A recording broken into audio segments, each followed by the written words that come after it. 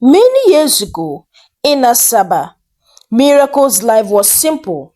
She was 29, hardworking, and beautiful in a quiet way. She has just started working in a bank, and though the job was stressful, she was grateful for it. She lived alone in a small, neatly arranged two-bedroom apartment, but she wasn't really alone for long. Her younger sister Destiny was with her. Miracle had called Destiny months earlier.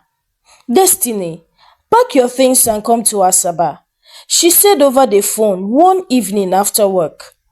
Sister, are you sure? Destiny asked, her voice filled with excitement. Yes, I'm sure. Miracle chuckled. There is no point staying in Enugu doing nothing.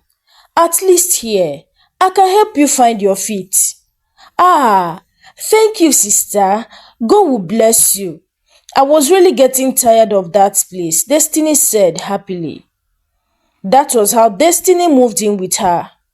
Destiny was 21, fair-skinned with a soft voice and a calm nature. She quickly blended into Miracle's routine. Every morning, Miracle would wake up by 5 a.m. to get ready for work. She was always precise, her uniforms neat, her hair packed, and shoes shining. Destiny, please boil water for me, Miracle would say while applying her makeup. Okay, sister, Destiny replied, rushing to the kitchen. They laughed often, especially on weekends when Miracle stays home. Destiny, you still can't cook jollof rice without it burning? Miracle tensed one Saturday afternoon. Destiny giggled. I'm learning small small. At least the stew is always sweet. Miracle laughed. That one is true. They talked about everything. Family back in Enugu, life and Destiny's future. Don't worry, when I settle down well, I will open a small shop for you, Miracle promised one evening as they ate dinner. Destiny's face light up. Thank you, sister. I will make you proud. I know you will, Miracle smiled. I just want you to have something for yourself. Their bond was strong, like mother and daughter. Miracle paid her sister's needs without complaints. Clothes, skincare, even some online classes to keep her busy. Life felt good. The house was peaceful. Destiny was respectful, humble, and always eager to help. Weeks passed, and life in Asaba became even better for Miracle and Destiny. Miracle, who was always looking out for her younger sister, used her connections to help Destiny get a job as a receptionist in a private school not too far from their house. Sister, are you serious? I got the job. Destiny's eyes widened the day Miracle told her. Yes, you did. Miracle smiled proudly. The school called me this morning. You will start next week. Destiny screamed and hugged her tightly. Thank you. God bless you. I don't know what I would do without you. Miracle laughed. Just make sure you don't disgrace me. Be focused and do your best. From that day, Destiny's life changed. Every morning, she dressed up and left for work, while Miracle prepared for the bank. Their house felt more alive, and their bond grew stronger. They had plans. Destiny wanted to save up. Miracle wanted to help her start something bigger. Then, Brendan came into the picture. It was a Saturday afternoon when Miracle first mentioned him. Destiny, she said smiling shyly. I've started seeing someone. Destiny's eyes light up. Really? Who? His name is Brendan. We met at the bank. He came for a business transaction. Wow, that's nice. So when will I meet him? Miracle chuckled. Soon, but behave yourself, oh. Not long after, Miracle brought Brendan home. The first time Destiny saw him, she froze. He was tall, dark, with a well-trimmed beard and the kind of smile that could melt any woman's heart. His voice deep. His scent, the confidence in his step, everything about him screamed perfection. Destiny, meet Brendan, Miracle said proudly. Brendan, that is my younger sister. Nice to meet you, Destiny, Brendan greeted warmly. Destiny's eyes almost caught in her throat. Nice to meet you too, sir, she said, her eyes fixed on him a little longer than necessary. From that day, Brendan became a regular visitor. Every weekend, he was there. Destiny tried to fight it, but she found herself thinking about him often. She watched the way he treated Miracle with love, how he laughed freely, how he sometimes helped in the kitchen when he was around. She wished she was the one he looked at like that. She wished she was the one holding his hands, laughing at by the side. But Brenda never crossed any line with her. He treated her like a little sister, playful, respectful, but distant. He seems to notice nothing about her silent admiration. Yet, Destiny couldn't help herself. Sometimes, when Miracle wasn't looking, she would still glances at him. She began to dress a bit more careful whenever he was coming around. She even tried wearing a touch of perfume she never bothered with before. But Brendan remained indifferent, always focused on Miracle. One evening, after dinner, Destiny watched them sit together in the living room, Brendan's hand resting gently on Miracle's thigh. Their eyes locked as they whispered and laughed. She sat in her room that night and told herself, "Stop thinking nonsense, Destiny. He can never be yours, but the heart is stubborn," and hers was already caught up in silent envy. Then one Sunday evening, after months of dating, Brendan arrived at the house looking different. He was dressed elegantly, holding a small box in his hand. "Destiny, where is your sister?" he asked. "She's in the bedroom." "Should I call her?" "Please do," he said, smiling. Destiny called Miracle. A moment later, she watched as Brendan went on one knee in their living room. "Miracle," Brendan said, his voice deep and sincere. "I want to spend the rest of my life with you. Will you marry me?" Destiny stood by the corner, her heart sinking, her eyes fixed on the man she secretly wanted, now on his knees for her sister. Miracle covered her mouth in shock, tears welling up. "Yes, yes, Brendan, I will marry you," she cried. They embraced tightly, laughing and crying at the same time. Destiny stood there, smiling weakly, clapping along with them. But inside her chest, something heavy had just settled, a quiet bitterness she could not explain. Not long after Miracle and Brendan got married, she took in. The pregnancy came with unexpected struggles. Miracle, who was once full of energy, became weak and constantly sick. Her job at the bank became too demanding. Each morning was a battle, standing long hours, attending to customers and enduring the noise and pressure. One afternoon, after nearly fainting at work, Brendan sat her down at home. "My love," he said gently, holding her hand, "you have to resign. The stress is too much. I don't want to lose you or the baby." Miracle was reluctant at first. She loved her job, but looking into Brendan's concerned eyes, she knew he was right. She sighed. "Okay, I will resign, but promise me you will take care of everything." Brendan smiled. "I already am. Don't worry, I will got us."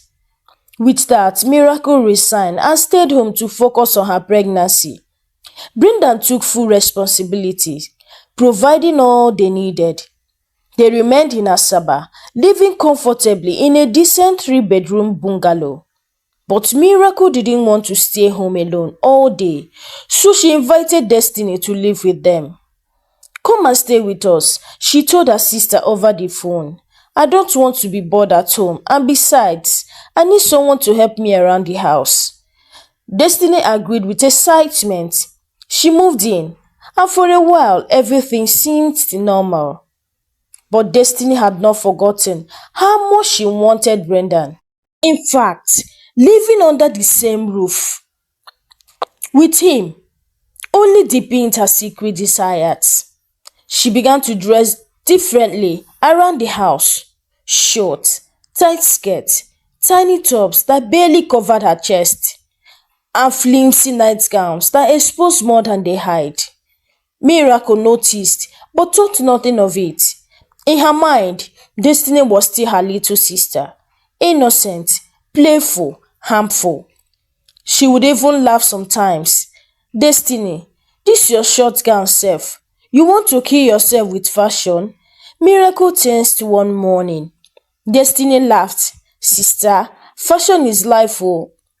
But Brendan saw everything. At first, he tried to ignore it, pretending not to notice the way Destiny bent deliberately when he was around, or how she would sit carelessly, exposing her thighs, pretending not to know. But a man has limits. Every night, Brendan fought himself. He knew it was wrong, but Destiny's constant presence, her body, her calculated gestures, they were eating into his mind. Then one evening, unable to bear it anymore, he spoke up.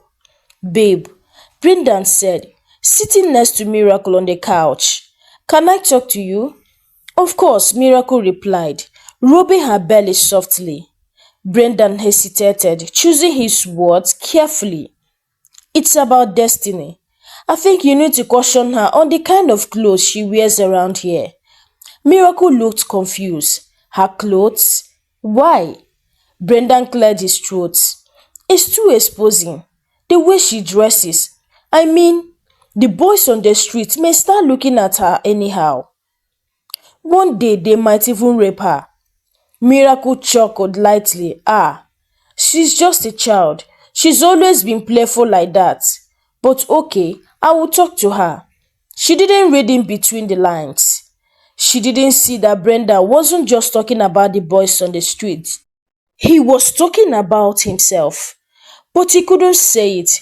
He couldn't confess that his nights were now filled with restless thoughts, that Destiny's eyes, her body, her presence was hurting him silently. And so the storm gathered quietly in their home. While Miracle sat innocently beside her husband, blind to the danger growing within her own words. The day Miracle gave birth was one of the happiest in her life. It was a smooth delivery, a beautiful baby girl. Brendan was overjoyed. He ran around buying gifts, thanking nurses, and calling families to announce the good news. Miracle's mother came from Enugu for Omugo, the traditional care for a new mother and her baby. Miracle was to stay in the hospital a little longer because the baby was slightly underweight and needed extra monitoring. Brendan returned home alone that night, exhausted. The house was too quiet, but not for Destiny. Destiny sat on her bed, twisted her fingers, her mind restless. She knew Brendan was alone. She had been waiting for this moment, a moment she has fantasized about for months. This is my chance, she whispered to herself. If I don't act now, I will lose him forever. She wore a sky-skin night dress that barely covered her body. She perfumed herself lightly, brushed her hair, and stood in front of the mirror. You are beautiful. Tonight, he will see it too. With slow, careful steps, she walked to Brendan's room and knocked softly. Who is there? Brendan's voice came, tired. It's me, Destiny, she said sweetly. Can I come in? There was a pause, then the door opened. Brendan stood shirtless, his eyes falling on her almost transparent night dress. He looked away quickly. What is it? He asked, his voice low. Destiny stepped closer. I just wanted to know if you've eaten. You've been running up and down all day. I'm fine, Destiny, thank you. He muttered, trying to avoid her eyes, but Destiny wasn't there to serve food.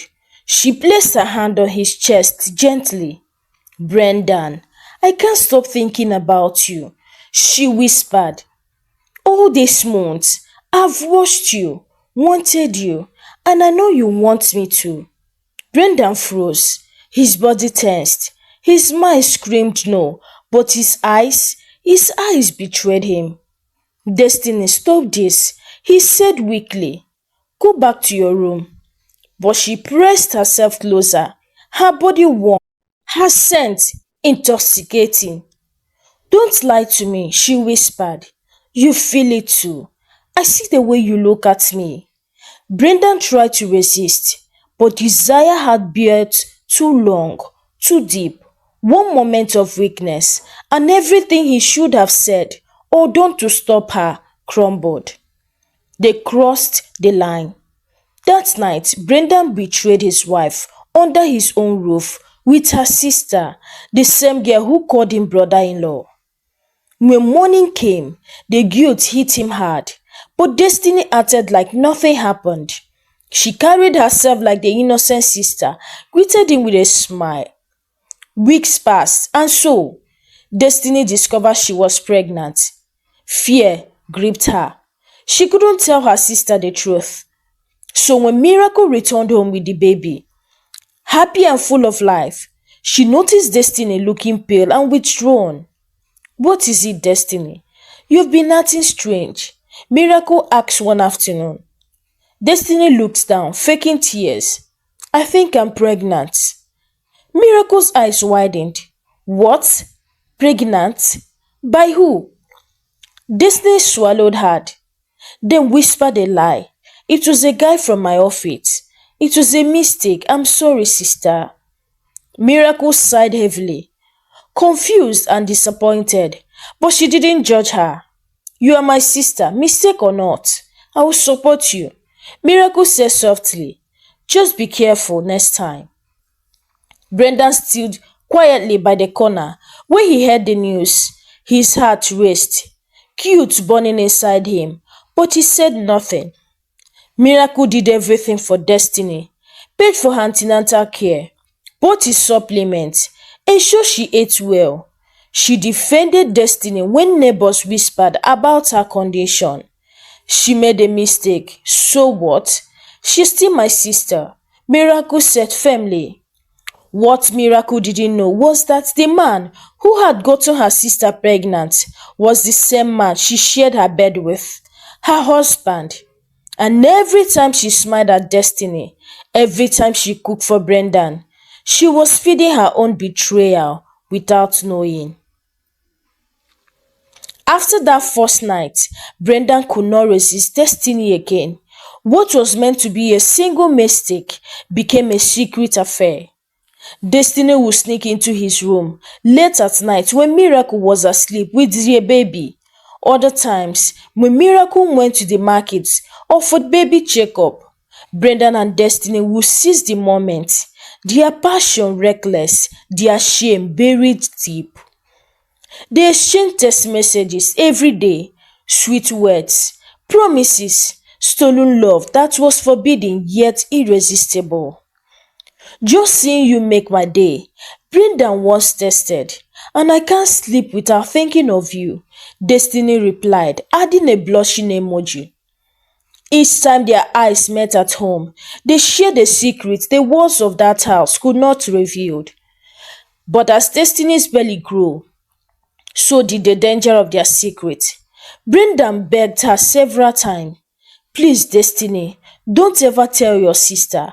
Let this remain between us. Why would I? She would smile. What will I gain by ruining everything? Months passed and Destiny reached 9 months. Her belly was heavy, but her heart still carried pride. Pride that she had shared something with her sister's husband that no one else knew. But fate was watching. On the day Destiny went into labor, everything changed. It was early morning.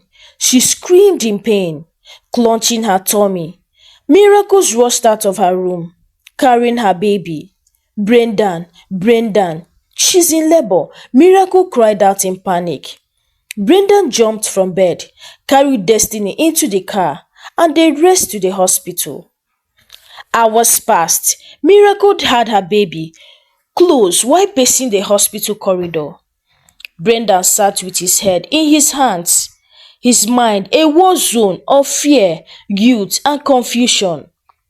Finally, the doctor came out. His face was heavy.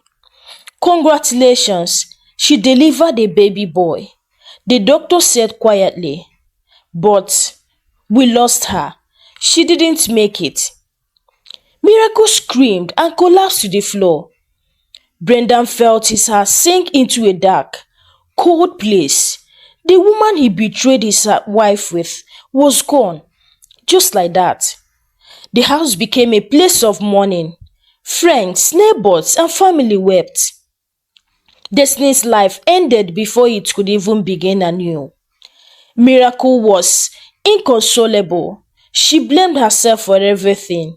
"If I hadn't brought her here, maybe she would still be alive," she cries to her mother. After the burial, everyone urged Miracle to take care of the baby since Destiny was no more. "You are his only mother now," they said. "The child must not suffer." Brendan said nothing. He remained silent through it all, hiding his secret behind sorrowful eyes.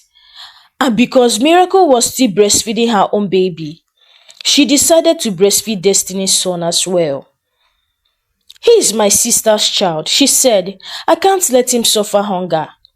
Every morning, she carried both babies to her chest, feeding them with the same love, the same tenderness, not knowing that the child she called nephew was actually her husband's son. For one full year, Miracle raised both children side by side, her daughter and Destiny's son, loving them equally, feeding them from her own body, her heart innocent and pure. And Brendan? He lived every day, watching the woman he had wronged nourish the evidence of his betrayal. But he said nothing, because the dead don't speak, and Destiny had carried the truth to her grave. Yet, deep within those words, the truth still breathed, waiting for the day to finally speak. After Destiny's death, her belongings were packed away quietly, but one thing remained: her phone. Miracle had given it to their brother, Uzo, who had come for the burial. "Keep it, Uzo. I don't want to go through her things yet." Uzo took the phone back to Enugu, not intending to open it. But one lonely evening, curiosity got the better of him. He powered it on. The screen light up, still filled with Destiny's bright, smiling picture. Messages and notifications flooded in. But it was the private flooded folder that caught his attention. Out of impulse, Uzo tapped the messaging app. He wasn't prepared for what he was about to see. There, plain and raw, were the messages between Destiny and Brendan, his sister's husband. "I wish I was lying in your arms tonight, Brendan. Soon, my love. I can't resist you. You know this baby I'm carrying is yours, right? I feel it in my heart." Uzo's hands began to sweat. He scrolled further, each message cutting deep. Every flirt, every promise. They were all there. He slammed the phone down, breathing hard, his mind spinning. "No, this can't be. Brendan, my sister's husband, with Destiny." Uzo couldn't sleep that night. The more he tried to ignore it, the heavier it became in his heart. He kept hearing Destiny's voice in his head, kept seeing Miracle's innocent smile. The same Miracle who had been breastfeeding that child as her nephew, a child that was actually Brendan's son. Weeks passed. Uzo kept this secret to himself, battling between anger and confusion. But the guilt wouldn't let him rest. He couldn't let his sister continue living a lie. One morning, He made a decision. I can't keep this to myself anymore. She deserved to know. He whispered to himself. He packed his bag and made his way to Asaba. The road felt longer than usual, his heart pounding with every kilometer. When he finally arrived at Miracle's house, she was overjoyed to see him. Uzo, you didn't even tell me you were coming. Miracle smiled, hugging him warmly. I needed to see you, sister, Uzo said, his voice low. She noticed his seriousness. Is everything okay? Let's sit, Uzo said quietly. They sat in the living room where the two babies played on a mat, laughing and kicking their small feet. Uzo stared at them, his heart heavy, then looked at his sister, the woman who loved deeply, gave freely, and trusted blindly. He opened his mouth, but the words stuck in his throat. Sister, there is something I need to tell you, and I'm sorry I kept it for this long. Miracle looked concerned now. What is it, Uzo? Talk to me. Uzo reached into his pocket and slowly brought out Destiny's phone. The truth is in here, and it's about Destiny and Brendan. Miracle froze, her heart skipping a beat. What about them? She asked, her voice shaking. Uzo looked her straight in the eye, pain written all over his face. Sister me, the child you've been breastfeeding, he's not just your nephew, he's Brendan's son. Destiny was sleeping with your husband. Silence filled the room. The sound of the babies playing felt distant, like an echo.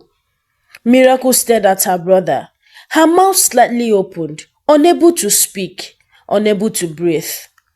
The words felt like they were closing in. And as the truth settled in her ears, her heart shattered into pieces too heavy to carry. She looked at Uzo, eyes wide with tears. Tell me you are lying, she whispered. But deep down, she knew Uzo wasn't lying. Miracle sat alone in her bedroom that night, staring blankly at the walls. Her mind was heavy, her heart torn between disbelief and pain. How? How did I live in the same house with them and not see anything? How could my own husband betray me with my sister?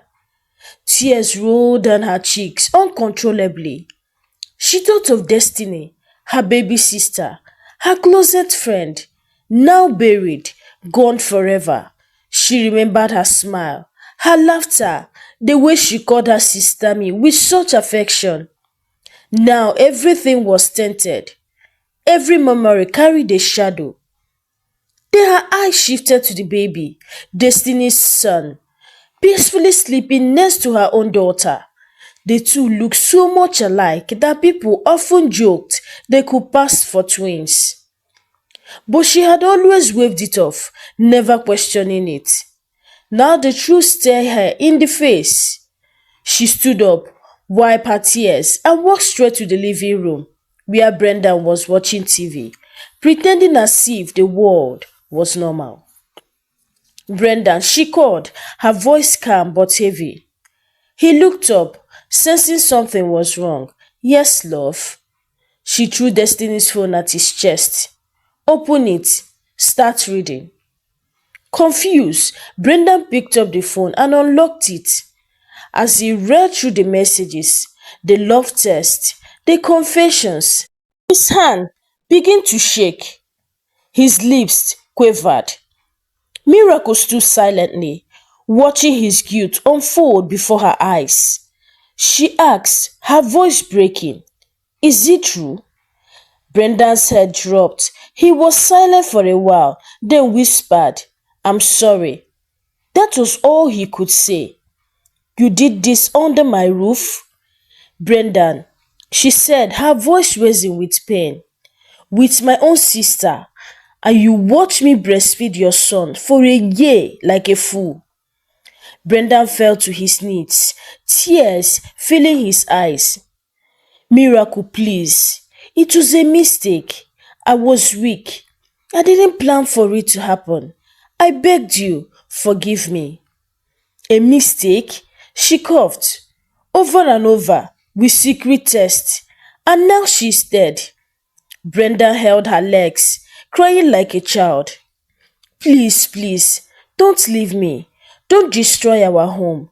I will live with this guilt forever, I swear. But please, forgive me. Miracle pulled her legs away, tears pouring freely. She stormed back into the bedroom, but as she stepped in, her eyes fell on the two sleeping babies, both peaceful, both innocent. She knelt beside them, sobbing bitterly. It's not their fault, she whispered. These children didn't ask for any of this. Her heart ached, but deep inside, she knew hatred wouldn't bring destiny back. She also knew that if she left, the children, both of them, would suffer. She thought of the shame, the betrayal, the loss, and the thought of love, of forgiveness, of peace. Days passed. Brendan continued begging every day, kneeling, crying, promising to change. Miracle was broken. But as she made a decision, one evening, she stood before Brendan and said, I will stay, not because of you, but because of these children. I will stay because my sister is dead and can't defend herself anymore. I won't let her child suffer for your sins. Brendan wept openly. Thank you, Miracle. I will spend the rest of my life making it up to you. But know this, she said, her voice steady. You didn't just betray me. You ruined something inside me that may never fully heal. But for these children, I'll be strong. And with that, Miracle chose to forgive. Not because she wasn't hurt, but because she refused to pass the pain to innocent souls. She raised both children as her own, with love, grace, and strength that only a woman deeply wounded, yet deeply loving could have. Though her heart carried scars, her home carried peace. And every time she looked at the children, she reminded herself, I am stronger than betrayal. I am stronger than pain. I am a mother. Thank you for watching this story. Hi besties. What moral lesson did you learn from this story? Kindly drop your thoughts with me in the comment section. Like, share this story to someone who might be interested. Subscribe to this YouTube channel if you've not done so by now. Until I bring another interesting and educative story your way. Bye.